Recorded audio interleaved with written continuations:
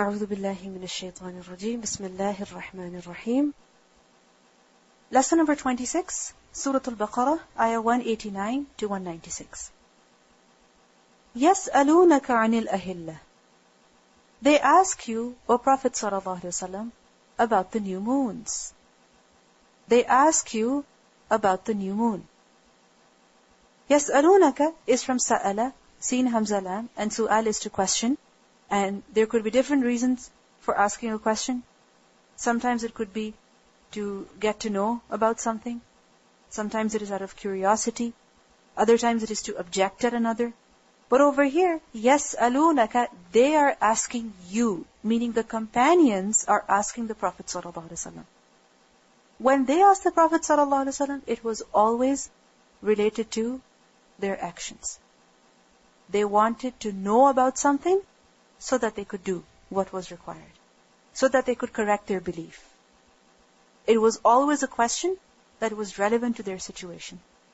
It was always a question that would benefit them in such way, either in their iman or in their amal. So they ask you, what are they asking you? عن الأهلة, about the crescents. Al-ahilla is the plural of the word hilal, and hilal is from ha, lam, lam. Hilal is used for the new moon or the crescent, and it is used for the newborn moon, and the word hilal is used for the first 2 days of the month. After the first 2 days of the month, then the word hilal is not used for the moon. The word qamar is used after that. So يَسْأَلُونَكَ عَنِ الْأَهِلَّةِ, they ask you about the crescents. As we learned earlier, وَمَا أُهِلَّ بِهِ لِغَيْرِ اللَّهِ. Uhilla is from ihlal, and ihlal is to raise one's voice. Remember that meaning? When the new moon is seen, what do people do? They announce the sighting of the moon. Why? Because it marks the beginning of the new month. So, moon is called hilal. Why? Because it becomes visible, and also because of the istihlal, because of the announcement that follows. So they ask you about the crescents. What does it mean by this? They ask you about the new moon. What is it that the Sahaba asked the Prophet ﷺ about the new moon? They asked him as to why the moon, the crescent, is very thin at the beginning. It is very fine at the beginning. And then it increases in its size. And then it reduces again. Isn't it so? The crescent is very fine at the beginning, it is very thin at the beginning, and as the month continues, it becomes fuller and fuller to the point that in the middle of the month it is completely full, the full moon, and then it begins to shrink again until the end of the moon when it becomes invisible, and then you see the crescent again, which marks the beginning of the new month. So they ask you about the moon. So basically, they asked the Prophet ﷺ about the cyclic appearance of the moon. That how come it repeats that cycle? It is very thin at the beginning, it becomes full, then it diminishes, and then again, the whole cycle begins. How come it's not like the sun, that it's always there? How come it's not like the sun, full, all the time? How come you have the crescent, and then it increases, and then it decreases? What is the deal with the moon? So this is one reason as to why they asked the Prophet ﷺ about the moon. Secondly, it is also said that the people, they had some superstitious beliefs about the moon. So the Sahaba, they wanted clarification with regards to that. The Arabs, they lived in the open desert, and they saw the moon almost every night. And they noticed the different stages of the moon. They saw the changes that the moon underwent. And they were curious about those changes. So we see that the Sahaba, they were very observant. They were curious. They wanted to know. They weren't like, okay, fine, yes, it is like that, so no big deal. Just accept it as it is. They wanted to know. They were curious. And we see that the moon, especially the crescent, is a great sign of Allah. You have absolutely no control over it.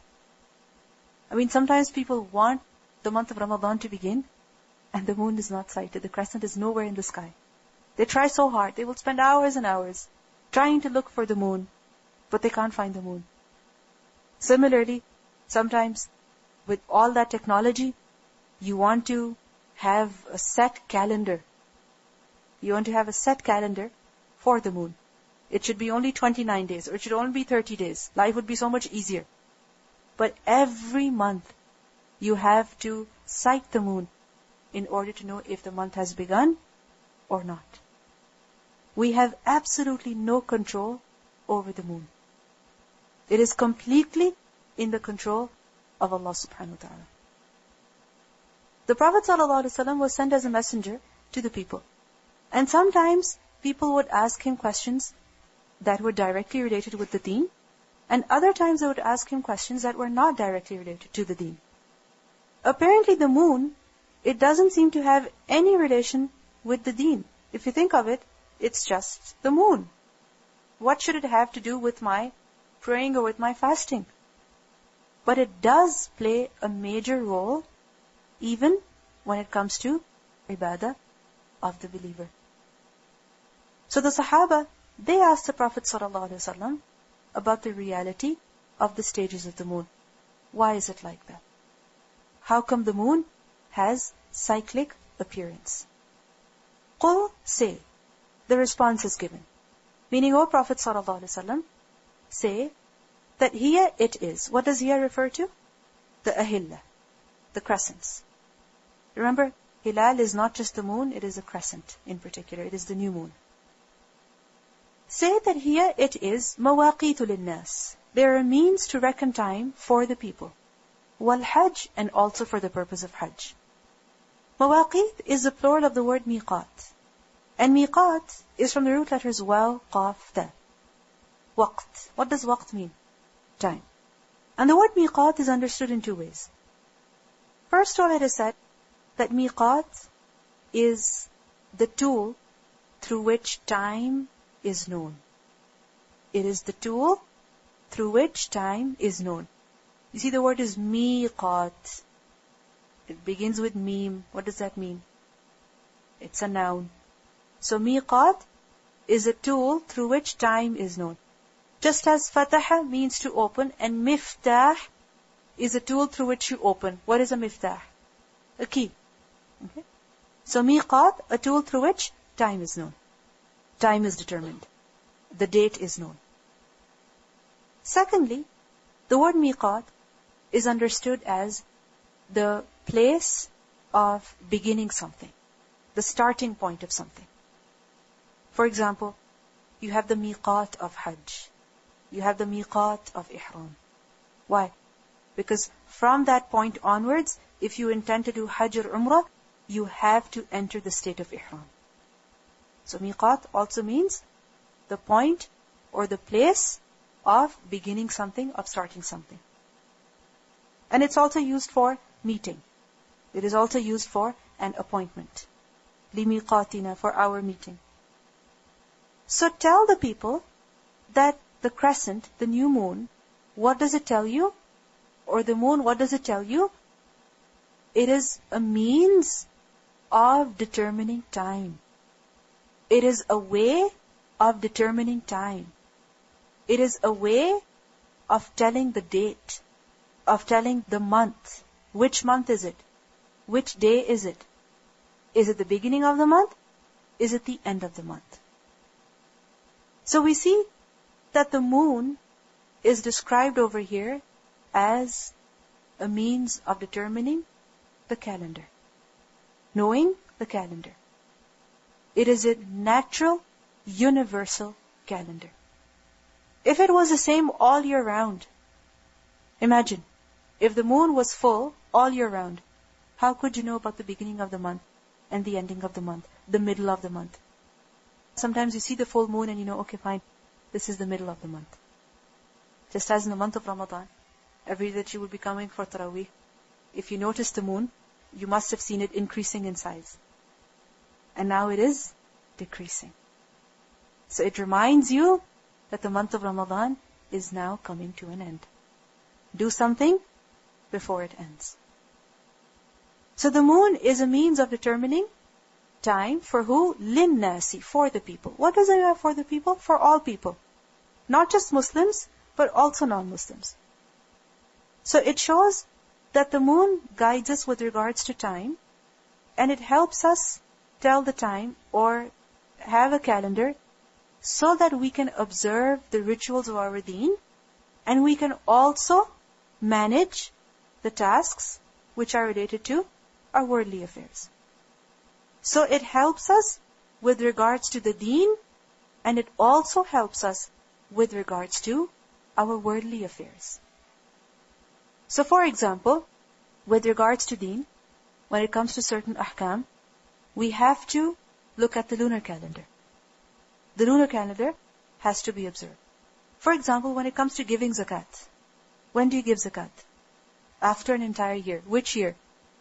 Lunar year. Remember that. You have to follow the lunar year. Similarly, when it comes to counting their iddah, for, let's say, a widow, is she going to follow January, February, March, April? No. What is she going to follow? The lunar months, 4 months and 10 days. Similarly for children, when they turn 2 years of age, they're not allowed to breastfeed anymore. So 2 years of age means what? Which 2 years? According to the lunar years.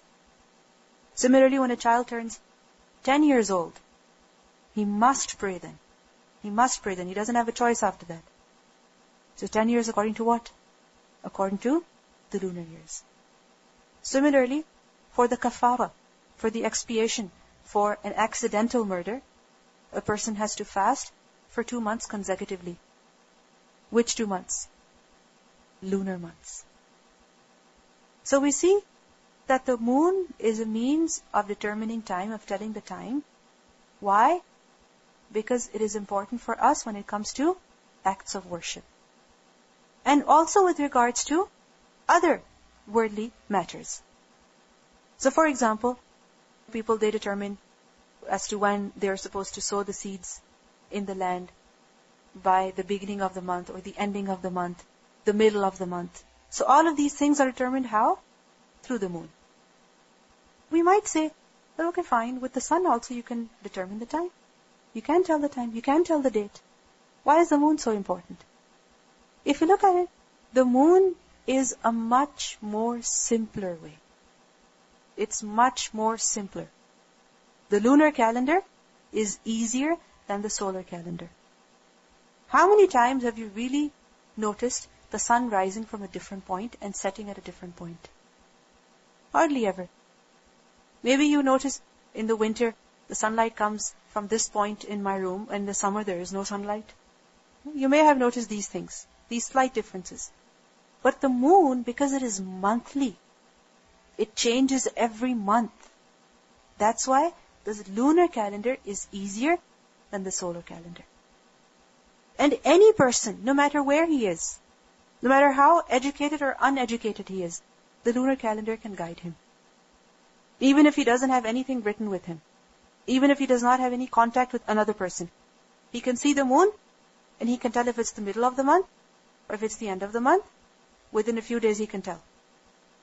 But especially what has been mentioned over here is wal-hajj. And the hajj. What does this show? That the moon tells us about the season of the hajj. About the time of hajj. About the months of hajj. Hajj has been mentioned separately over here to show the importance and significance of this act of worship. Mawaqit, linnas, okay. For deen, for dunya, that's general.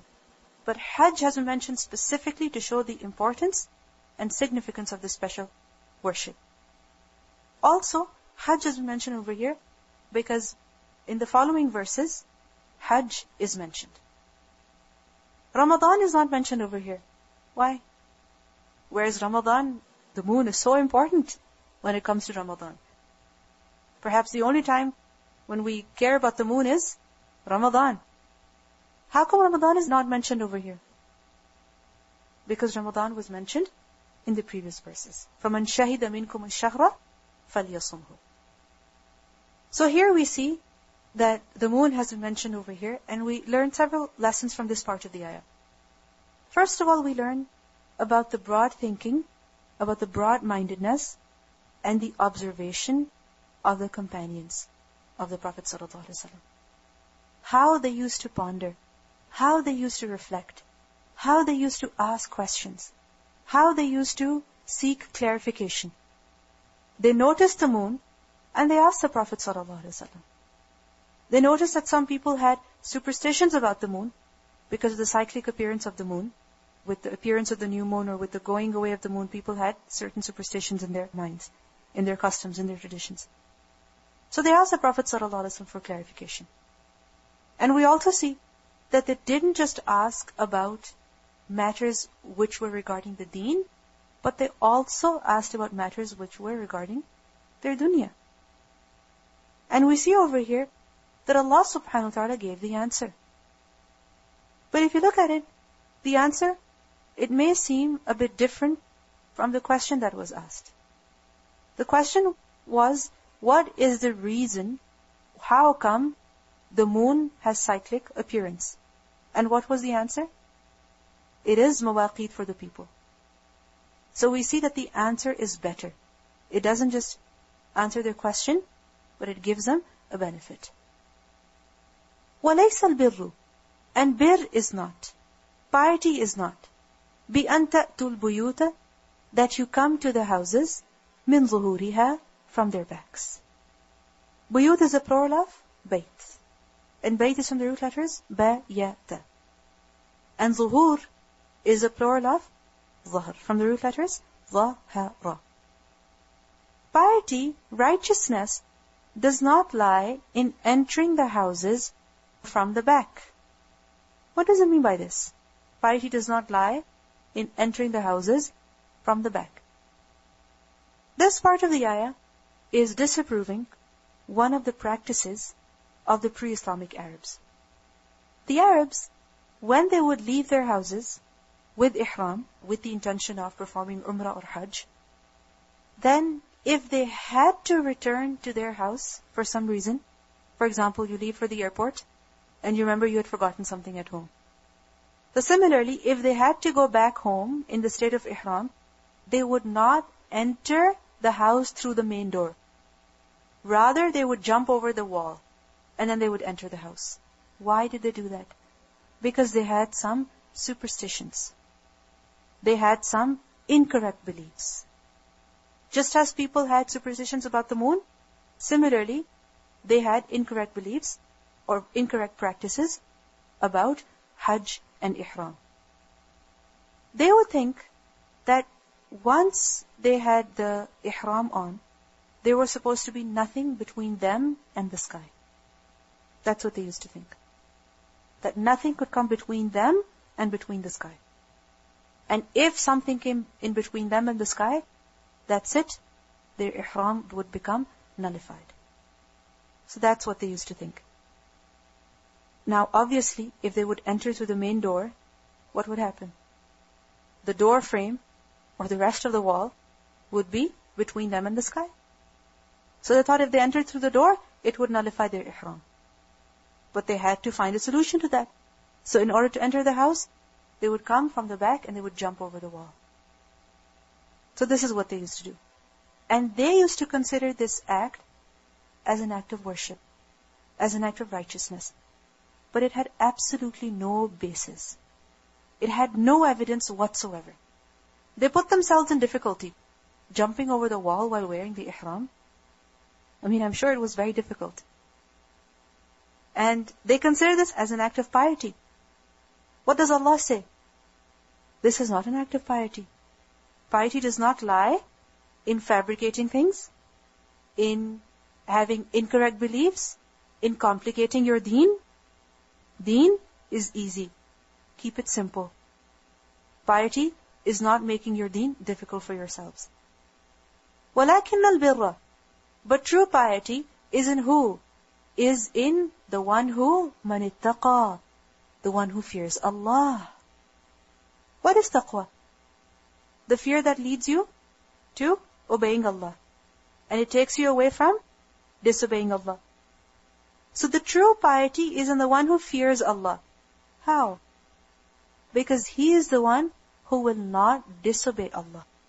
He is the one who will not go against the commands that Allah has given, not that He Himself has invented.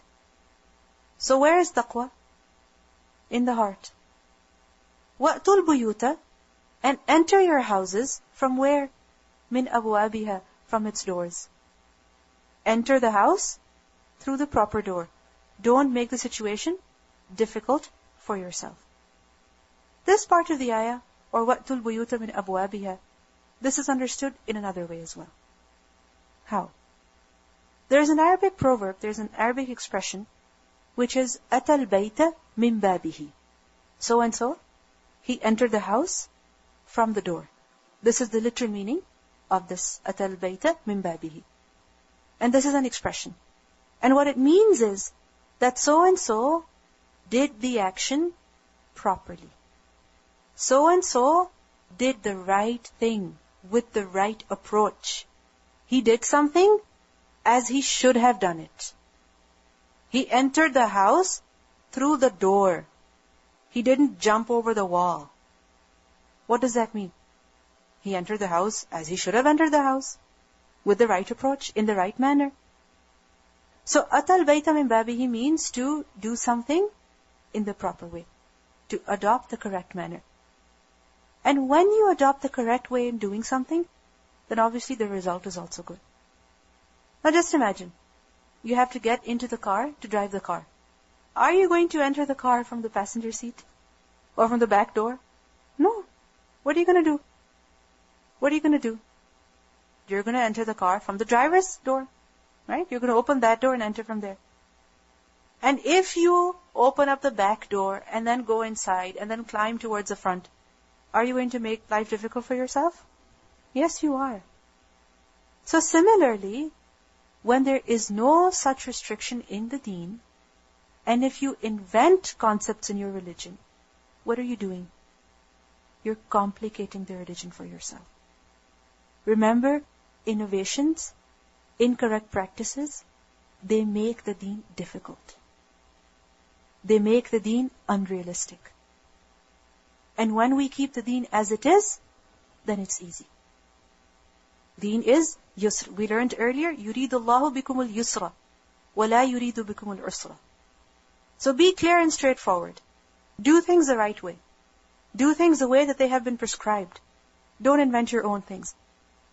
And we see that the following verses are with regards to Hajj. When it comes to Hajj, people have invented so many things on their own. For example, we know that during Ihram, a person is not allowed to cut his hair. During Ihram, a person is not allowed to cut his hair. And when you remove the Ihram, then it's a ritual to cut your hair. Now, people will not scratch themselves, no matter how itchy they are. Why? Because they will say, oh, my hair might fall out. Well, even if you don't cut your hair, even if you don't scratch yourself, you still get rid of your hair. So, when we invent things in the religion, deen becomes difficult to observe. And if you notice, this has come right after mentioning the new moon, the crescent. We learned earlier, صُومُوا لِرُؤْيَتِهِ. Right? Begin fasting when you see the moon. Simple as that. Why complicate the situation and wait for other people to tell you, okay, did you sight the moon in that continent? Across the Atlantic, miles and miles away, thousands and thousands of miles away? The rule is simple. If you see the moon where you are, begin fasting. If you don't see the moon where you are, wait till the next day. And if a person says that, no, okay, the moon was sighted over there, so we should also follow. If you think of it, deen is for everybody. It is for you, and it is for the person who dwells in the desert. It is for the person who is alone, and it is for a person who lives with technology. Yes, we have technology and it helps us communicate faster. But if you take this ruling, then what we're saying is that before, when people did not have technology and they did not have the means to communicate, and if people began fasting on a different day than other people, then what did that mean? What does that mean? What does that mean? That before, when people did not have technology, they did not have the means to communicate, And they were fasting on different days. What does that mean? One group was wrong. Their Ramadan was wrong. That's what that means. We have been given a simple rule. Where you are, look at the moon. If you don't see the moon, don't fast. If you see the moon, fast. You don't have to look at what other people are doing. You are where you are. Just as you look at the sun to determine the time of Zuhr, to determine the time of Maghrib, to determine the time of Asr. Similarly, you look at the moon where you are to determine the beginning of the month or the ending of the month. It's as simple as that. Keep things simple. Don't complicate the situation. Deen is simple when it is kept as it is. وَاتَّقُوا اللَّهَ, and fear Allah. How? How should you fear Allah? Meaning don't disobey Him. لَعَلَّكُمْ تُفْلِحُونَ, so that you all are successful. So what do we see over here? That in order to be successful, taqwa is necessary. وَاتَّقُوا اللَّهَ لَعَلَّكُمْ تُفْلِحُونَ. Fear Allah so that you're successful. We saw that in the ayah of bir, taqwa and bir were mentioned together as well. Elsewhere in Surah Al-Ma'idah, ayah 2, also Allah says, وَتَعَاوَنُوا عَلَى الْبِرِّ وَالتَّقْوَى. Cooperate over bir and taqwa. So we see that bir and taqwa are always together. They complement each other. When a person does bir, he improves in his taqwa. When a person has taqwa, he does bir. Both go hand in hand. And in order to be successful, we need both of these things. We need taqwa and we also need bir. And remember, bir is not just one type of righteousness. It's about looking out for every opportunity to do any good deed that Allah subhanahu wa ta'ala likes. Whether it is belief, or it is spending well, or it is fulfilling a promise, or it is being patient. So we see that taqwa and bir go hand in hand. Let's listen to the recitation. يسألونك عن الأهلة قل هي مواقيت للناس والحج وليس البر بأن تأتوا البيوت من ظهورها ولكن البر من اتقى وأتوا البيوت من أبوابها واتقوا الله لعلكم تفلحون. So what lesson do we learn for ourselves from the ayah, وَأْتُوا الْبُيُوتَ مِنْ أَبْوَابِهَا? If a simple thing, such as entering the house from the proper door, is mentioned in the Quran, doing things properly when it comes to even entering the house, what about other matters of our lives? For example, raising children or marriage-related issues or anything in life, fasting, hajj, anything in life. How should we do that? In the proper way. And what is the proper way? The way that Allah and His Messenger have taught us. What else do we learn from this? Deen is easy and innovations, they complicate the religion. What else? Taqwa is the way to achieve success. What do we learn from وَأْتُوا الْبُيُوتَ مِنْ أَبْوَابِهَا? Be straightforward. Do things properly. Do things correctly. Be straightforward. Many times we pretend. We keep something else in our hearts and we show something else. We say something else. Just be straightforward. It doesn't mean you have to be rude. Just say it. Make your life easy and make the life of the other person easy. For example, a person goes to another person's house as a guest and they ask you, what would you like to eat? Or would you like your tea this way? Or would you like your tea that way?